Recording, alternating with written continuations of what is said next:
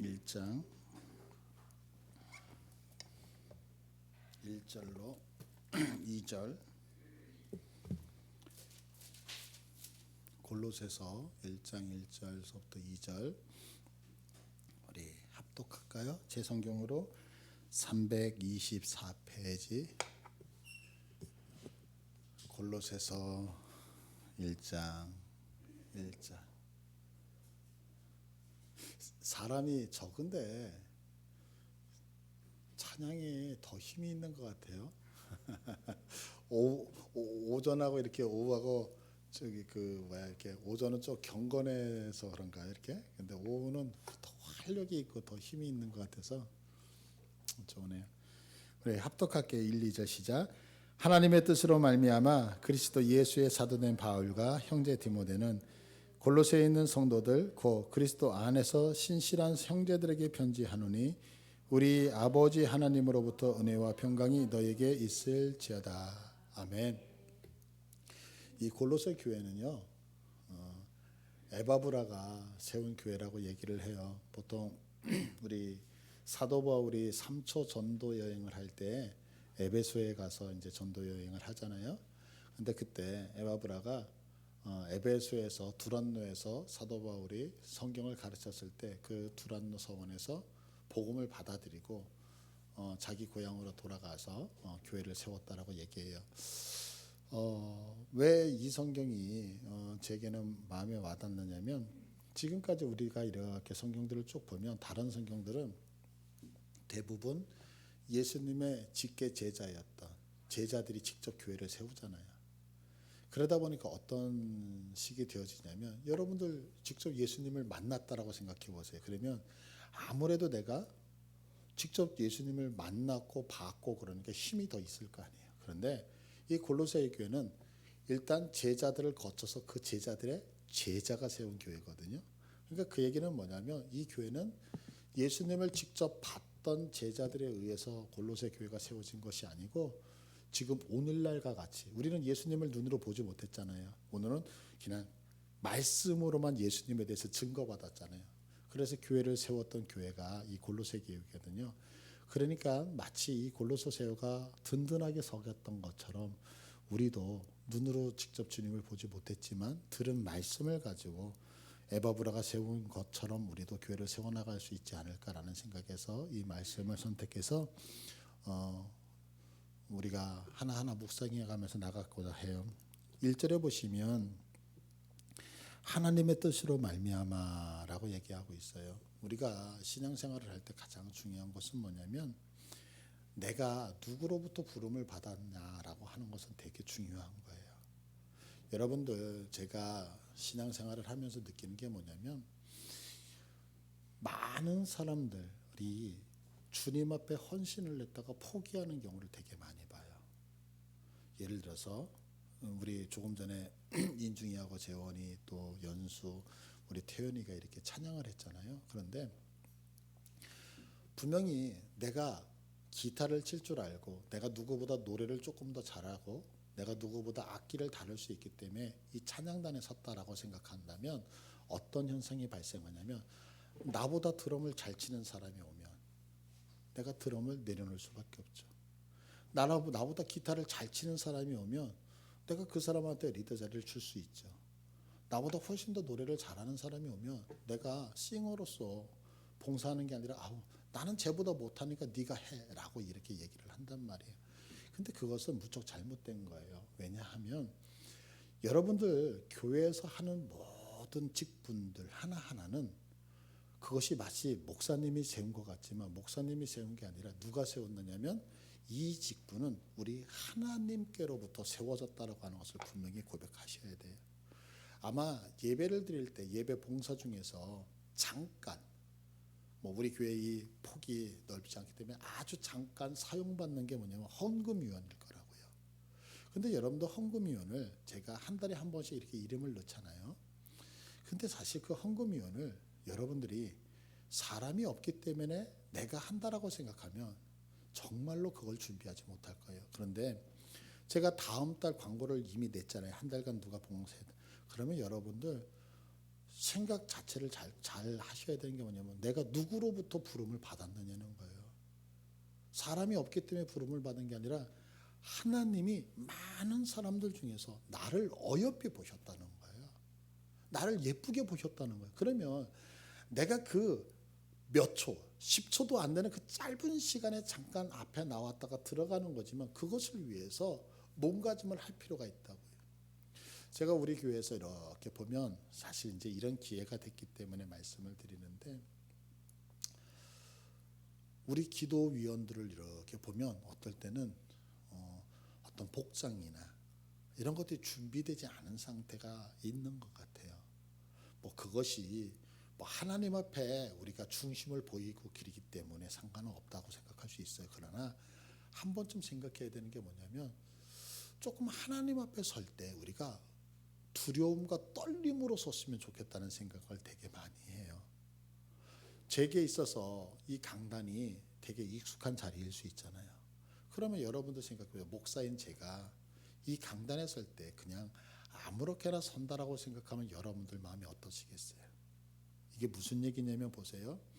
여러분들이 진짜 사랑하는 사람이 있어요. 뭐 우리 자녀들은 엄마나 아빠를 사랑할 수 있고요. 우리 엄마나 아빠는 자녀를 사랑하잖아요.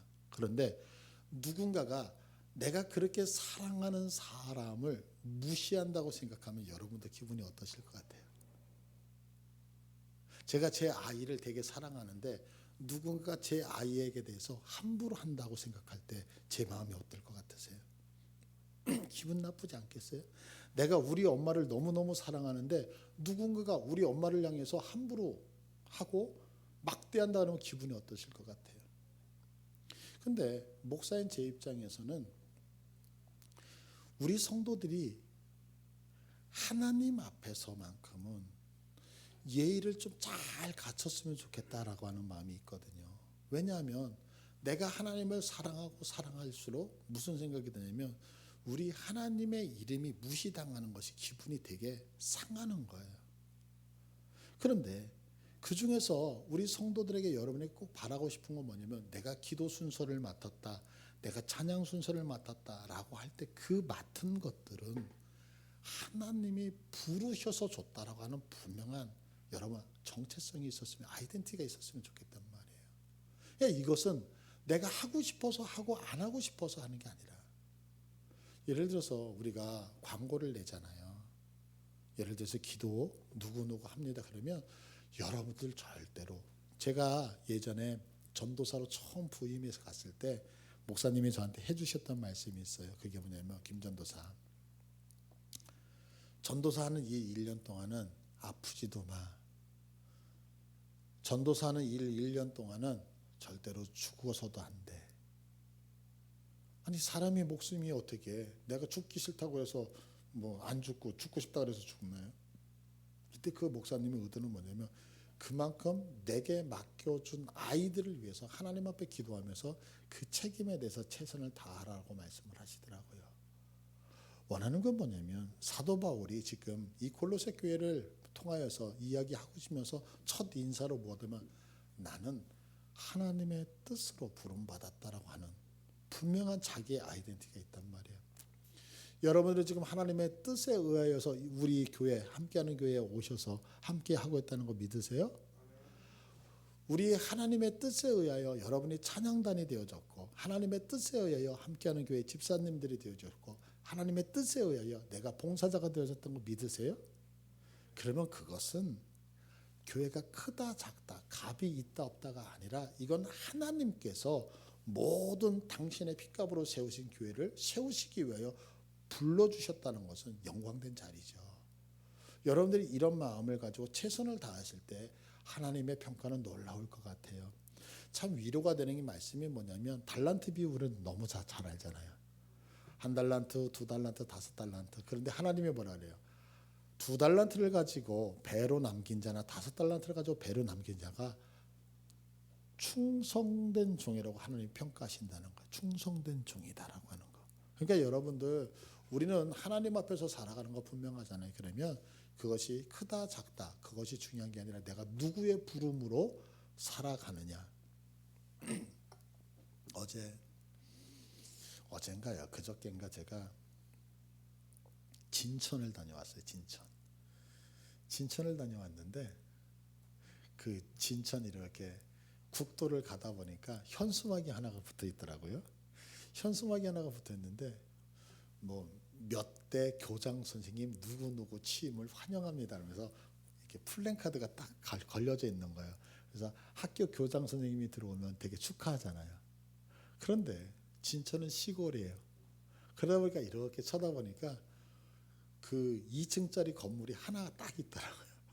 2층짜리 건물이 하나. 그러니까 이런 도시에서 학교 그러면 보통 학교가 되게 크잖아요. 그런데 시골이다 보니까 2층짜리 건물 하나인데 이렇게 반을 다 봐도 그냥 한 6개 정도 반? 뭐 한 1학년이 일반 정도밖에 없을 것 같은 거예요. 그러면 여러분들 요즘 학교 학생 수가 많지 않잖아요. 20명 뭐 내라 그러잖아요. 그러면 다 해봐야 전교생이 120명이에요. 120명. 그런데 여러분들 생각해요. 120명이 다니는 학교의 교장 선생님과 몇천 명이 다니는 학교의 교장 선생님이 차이가 있을 것 같잖아요. 그런데 평가는 똑같죠. 교장 선생님이라고 하는 평가는 똑같은 것 같아요. 우리들이 분명한 하나님 앞에서 쓰임받는 그런 아이덴티티가 있었으면 좋겠고요. 두 번째는 뭐냐면 성경을 보니까 2절을 보세요.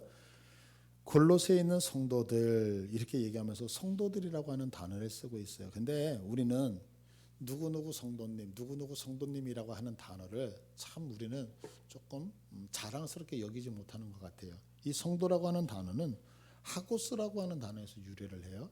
근데 이 하고스라고 하는 단어가 무슨 뜻이냐면 두려운 것, 두려워하다라고 하는 뜻이거든요. 그러니까 성도라고 하는 단어는 이 두려워하다는 단어에서 유래가 돼서 하기오스라고 하는 단어인데 이건 뭐냐면 도덕적으로는 순결하고 결백하다라고 하는 거예요. 여러분들 제가 여러분들에게 이렇게 호칭하라는 거예요. 아무개 성도님. 그러면 아무개 성도님이라고 하는 그 단어를 딱 듣는 순간에 사실은 여러분들이 무슨 마음이 들어야 되냐면 거룩한 부담이 생겨야 되는 거예요. 제가 여러분 아무개 성도님이라고 했을 때 여러분이 그 소리를 듣는 순간에 내가 과연 성도로서 살아갈 만한 순결함과 성도라고 하는 단어를 들을 만한 내가 자격이 있는가라고 하는 게 나에게 충격으로 다가와야 된단 말이에요. 근데 여러분들 생각해 보세요. 분명히 하나님께서는 우리들을 향하여 누구누구 성도다, 너 두려워하는 자다, 너 거룩한 자다, 순결한 자라고 얘기를 하는데 우리의 인생의 삶을 보면 나는 생활이 순결하지 않아요. 세상에서 사람들하고 살아가면서 세상 사람들이 다 그렇게 살아간다라고 하는 이유 때문에 성도라고 하는 이름을 가지고서 내가 그들과 함께 술을 마시고 그들과 함께 오락을 하고 그들과 함께 놀면서 이 이야기는 나는 성도다라고 얘기를 한다면 분명히 이건 잘못된 거잖아요. 그러니까 하나님께서 우리에게 주신 성도, 집사라고 하는 것은 일하는 일꾼이라는 얘기지만 성도라는 것은 두렵고 떨림이라고 하는 단어로 받아야 되는 단어잖아요. 그러면 우리 모두가 하나님 앞에서 성도로서 두려워하고 순결하고 정직하게 거룩하게 구별된 인생으로 지금 살아가고 있느냐라고 하는 거죠. 이 부분은 되게 심각한 것 같아요. 이건 저와 여러분이 한 번 더 깊이 생각해야 되는 것이 뭐냐면 우리는 이런 얘기 많이 하잖아요. 한국에 과연 희망이 있느냐? 여러분들 세상이 어둡다고 얘기하잖아요. 그러면 솔직하게 물어보자고요. 세상이 어두운 거예요? 내가 어두운 거예요? 세상이 썩었다고 얘기하잖아요. 그러면 세상이 썩은 거예요? 내가 썩은 거예요? 세상이 사람 살맛 안 나는 세상이 되어졌다고 얘기하잖아요. 그런데 사실은 세상이 살맛 안 나게끔 살아가고 있는 거예요? 아니면 내가 세상 살맛 안 나게끔 살아가고 있는 것인가요? 성경은 우리들에게 가난한 자를 보면 구제하라고 얘기하고 있는데 내가 성도로 살아가면서 가난한 자를 보면서 구제를 하고 있느냐고요. 저들과는 다른 하나님의 방법으로 세상을 살아가라고 하는데 우리가 저들과는 다른 방법으로 세상을 살아가고 있느냐 말이에요. 그런데 우리는 항상 무슨 얘기를 하냐면 아담이 지었던 죄와 같이 아담아 얘 왜 이 선악과 따먹었니? 하나님이 만드신 나에게 만들어줬던 이 여인이 나에게 먹게 했기 때문에 그래서 책임을 회피하고 하와야 왜 이 선악과를 먹었니? 하나님이 만드신 이 뱀이 나를 꾀었기 때문에. 성도들아 이 세상에 왜 이렇게 어둡니? 라고 얘기할 때 나는 똑바로 살려고 하는데 세상이 이렇기 때문에 라고 하면서 아담이 지었던 것처럼 모든 핑계를 세상으로 대지만 사실은 세상이 어두운 이유는 내가 성도답게 살지 못하기 때문 아니에요? 내가 하나님 앞에서 두려운 마음으로 안 살기 때문이 아닐까요? 내가 하나님 앞에서 살기 위해서 몸부림치고 있지 않기 때문에 세상은 썩고 있는 거 아니냔 말이에요. 만약에 내가 하나님 앞에서만 바로 산다라고 한다면 우리가 사실은 하나님 앞에서 이 모습을 한번 좀 깊이 생각해야 되잖아요. 어떤 큰 교회에서 얘기를 하죠. 예배가 끝나고서 주차장에서 누가 큰 소리를 내면서 싸우더래요. 나갔더니 교회의 중직이래요. 교회에서 예배드리고 나가면서 싸우는 거예요. 무슨 얘기예요? 내가 두려워하는 자로 거룩한 자로 살지 못하기 때문이잖아요. 그럼 왜 살지 못하느냐? 성경은 분명하게 얘기해요. 성도가 성도되는 이유에 대해서 2절 다시 볼게요. 골로새에 있는 성도들 곧 그리스도 안에서 신실한 형제들에게 편지한다. 성도는 왜 성도냐면 성도의 인생은 누구 안에 있기 때문에 그리스도 안에 있기 때문에 성도가 되어지는 거예요. 내가 성경책을 옆에 끼고 있다고 해서 성도가 아니고요. 내가 지금 예배당에 출입하고 있다고 해서 성도가 아니고요. 내가 내 입에서 찬송가를 부른다라고 해서 성도가 아니고요. 여러분들 그 노래방에 가면 찬송가도 노래방 그 책자에 나와 있다는 거 아십니까? 제가 언젠가 이제 회사를 다닐 때 회식을 하러 갔다가 뭐 이렇게 2차가 돼서 노래방을 간 적이 있어요. 그런데 어떤 분이 그 안에서 찬송가를 꺼내서 부르더라고요. 그래서 제가 물어봤어요. 왜 노래방에서 찬송가를 부릅니까? 그러니까 성도인 내가 세상 노래는 부를 수 없고 그래서 노래방에 와서 찬송가를 부릅니다 라고 얘기해요. 그 마음은 충분히 알겠지만 그게 무슨 의미가 있을까라는 생각이 들어요. 노래방에 가서는 그냥 세상 사람들이 즐거워하는 노래 함께 부르면서 노는 게 훨씬 더 나은 거 아닌가요? 찬송가라고 하는 것은 내가 그것을 불러서 하나님을 영화롭게 해야 되는 건데 노래방에 가서 하나님을 영화롭게 하는 건 아니잖아요. 내가 찬송가를 입에 담고 있기 때문에 부르고 있기 때문에 성도가 아니라 교회 내에 있기 때문에 성도가 아니라 우리가 어떤 사람을 성도라고 하면 그리스도 안에서 있는 자. 다시게 해서 이 얘기는 뭐냐면 그리스도와 연합하여 활동하는 자가 아니면 우리는 성도가 되어질 수 없는 거죠. 우리 아까 1교에 보니까 열심히 나눔을 갖는 것 같아요. 너무 예쁜 것 같아요. 뭐 제 방에서 이렇게 자세하게 잘 들리진 않지만 만약에 그 모임을 하는데 그 코이노니아를 하는데 그 안에 예수 그리스도가 빠져버린 상태에서 너 일주일 동안 어떻게 나 세상에서 이렇게 살았어. 나 학교 생활 이렇게 하면서 살았어 라고 한다면 그건 아무 의미가 없는 교제일 거라고요. 그런데 그 안에 뭐가 있냐면 예수 그리스도 안에서 우리가 어떻게 몸부림치며 살았느냐라고 하는 나눔이 있기 때문에 그 모임이 복된 거죠. 거기에 혹시 먹을 것이 없을 수 있고요. 아니면 재미가 없을 수도 있고요. 어찌 보면 그 안에 시간이 따분해 보이는 것 같아도 그 안에 예수 그리스도의 언어가 나오기 때문에 그 모임이 복된 모임이라고 할 수 있는 거거든요. 성도들의 삶은 무엇을 기초로 하는 거냐면 예수 안에서 내가 살아가느냐죠. 내가 회사 생활을 하면서 그 회사의 삶이 예수 안에서의 삶이냐 아니면 내가 가정의 삶이 예수 안에서의 삶이냐 이것이 우리를 거룩으로 끌고 가는 성도의 삶이 되어진단 말이에요. 그러니까 이 얘기는 뭐냐면 하나님이 내게 허락하신 곳이 가정이고 하나님이 내게 허락하신 곳이 사업장이고 하나님이 내게 허락하신 곳이 그곳이라고 생각하여 하나님 안에서 그것을 책임지고 나갈 때 그것이 무엇이 됐든지 우리는 성도의 삶을 살아가고 있는 거란 말이에요. 그래서 교회 내에서만이 믿음의 생활이 아니라 우리가 속해져 있는 그곳에서 예수의 이름으로 이루어지는 모든 것들 그래서 우리가 기도할 때도 예수 이름 안에서 기도하는 거잖아요. 이제 우리가 사실 예수의 이름으로 기도한다는 것은 정확하게 얘기하면 예수 이름 안에서 기도하는 거거든요. 왜? 예수 이름 안이라고 하는 것은 그분과 연합되어 기도하는 것. 내 이름으로 구하는 모든 것들 하나님께서 응답하시겠다고 말씀. 그분 이름 안에서 기도하는 것이거든요. 이 삶이 누구의 삶이다? 이것이 성도의 삶이라고요. 그런데 생각해 보세요, 여러분. 예수와 함께 그분 안에서 함께 거닐면서 살아갈 때에 여러분 우리가 거룩하지 않을 수 있을 거예요. 내가 거룩하지 않은 이유는 무엇 때문이냐면 예수와 함께 있지 않기 때문이죠. 어떤 분이 그런 얘기를 했다 그러잖아요. 회사에서 회식을 하는데 회식 자리가 있어요. 그래서 오늘 술을 마시러 가는 거예요, 술집으로. 그러면서 이분이 가면서 하나님 앞에 기도해. 주님, 나에게 큰 믿음을 주셔서 내가 오늘 회식 자리에 가서 절대 술 먹지 않도록 도와주세요. 이제 잔이 돌아가기 시작해요. 그래서 잔을 받았어요.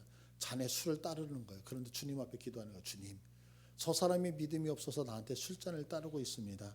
주님, 저 사람이 술잔을 따르지만 이 잔을 내가 입에 갖다 대지 않도록 나를 도와주세요.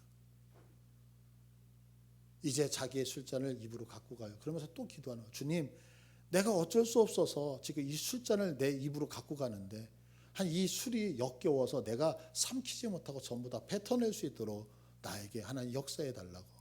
그래서 술을 꼴깍 마셨다 그래요. 우리 혹시 이렇게 기도하는 거 아닌지 모르겠어요. 내가 지금 술집을 향하여 내 발이 움직이고 있으면서 주님, 내가 그곳에 가서 유혹당하지 않게 도와주세요. 내가 술잔을 들고서 그의 술을 받으면서 하나님 이 술을 내가 마시지 않게 도와주세요. 내가 그 술잔을 입에다가 갖다 넣으면서 하나님 이 술이 써서 내 목으로 넘어가지 않게 해달라고 우리 주님한테 기도하고 있는 거 아닌가요? 무슨 얘기예요? 주님이 내 안에서 역사하심이 아니라 주님이 외부에서 나하고 역사하기를 바라는 신앙이 우리 안에 있단 말이에요. 주님이 나와 동행하고 있다면 그 술집에 가는 것을 주께서 싫어하시면 안 가야지만 유혹을 피하죠. 내가 걸어가고 있으면서 유혹을 피하겠다고 기도하는 거. 내가 그 술잔을 받으면서 하나님 나를 도와주세요. 그래서 이 손목을 주님이 잡아달라고 하는 건 기도가 아니잖아요. 내가 입으로 갖고 가면서 넘어가지 않게 해달라는 건 기도가 아니잖아요. 왜요? 우리들의 기도와 우리들의 간구와 우리 성도들의 인생의 삶이 뭐냐면 주님 안에서의 생활이나 주님과 내가 동떨어져 있는 가운데서 주님의 강권하심으로 내 삶이 주께서 원하신 대로 걸어가기를 원하는 경우가 너무너무 많다라고 하는 거죠. 그럼 이건 잘못된 신앙이죠. 그렇지 않아요? 주님 안에서 생활한다라고 하는 것은 그것이 아니라 주님이 보는 것 내가 보게 하시고 주님이 생각하는 것 생각하게 하시고 주님이 원하시는 것 내가 뜻하는 것 그분과 연합되어 함께 가는 것. 그렇기 때문에 성도는 거룩할 수밖에 없는 거죠.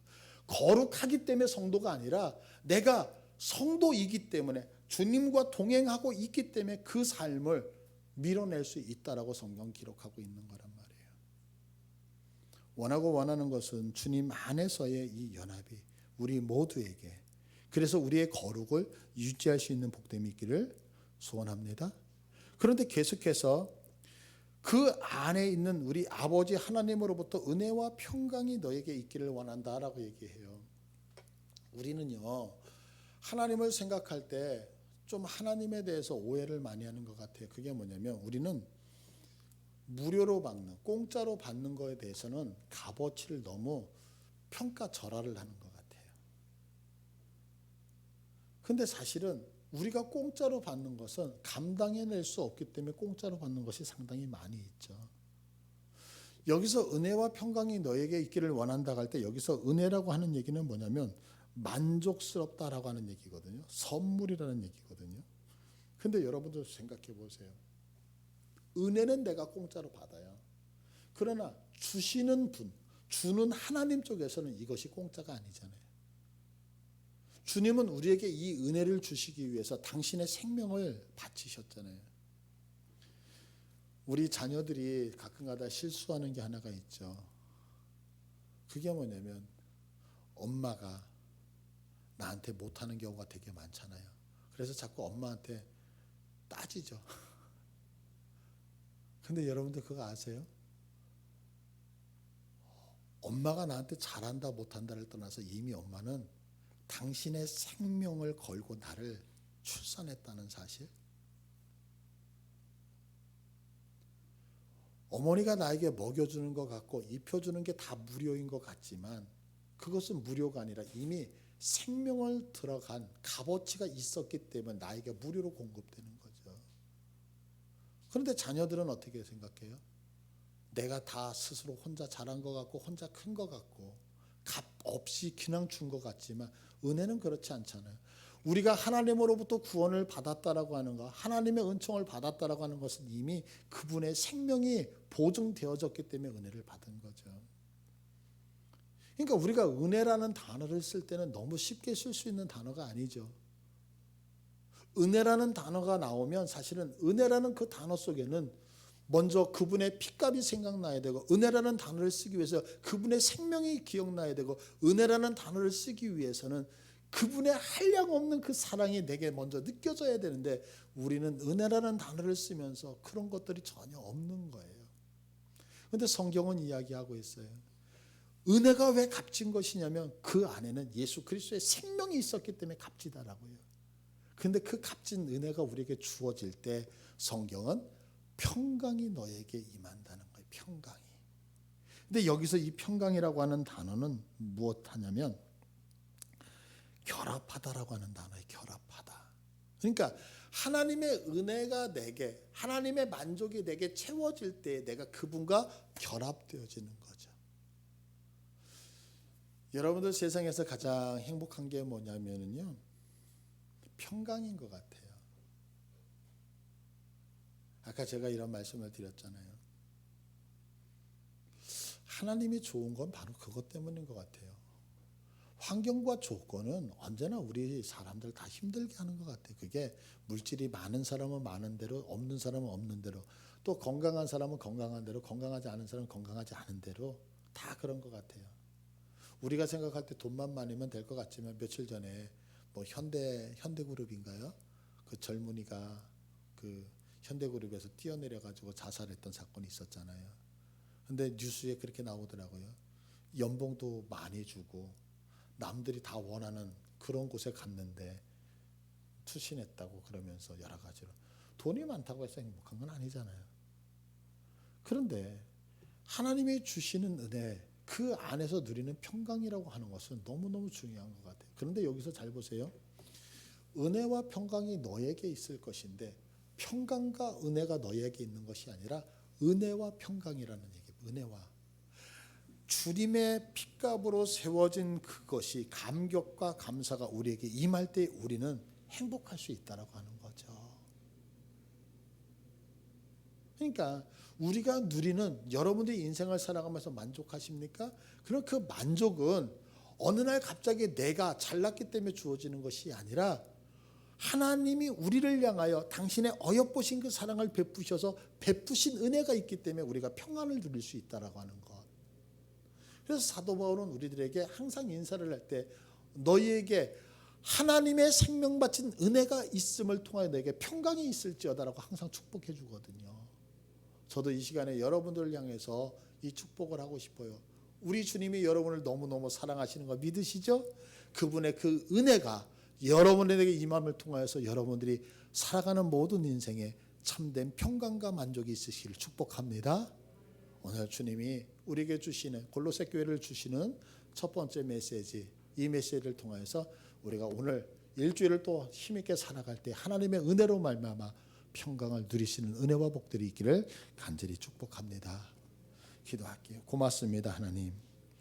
우리 사랑하는 성도들 분명하게 내가 누구인지를 알게 하시고 성도의 거룩한 이름이 무엇인지를 깨달아서 도덕적으로 순결하고 결백하며 종교적으로 거룩하여 하나님 앞에 온전히 구별받아 세상의 사람들에게 좋은 영향력 끼쳐낼 수 있는 복된 자들 되게 하옵소서.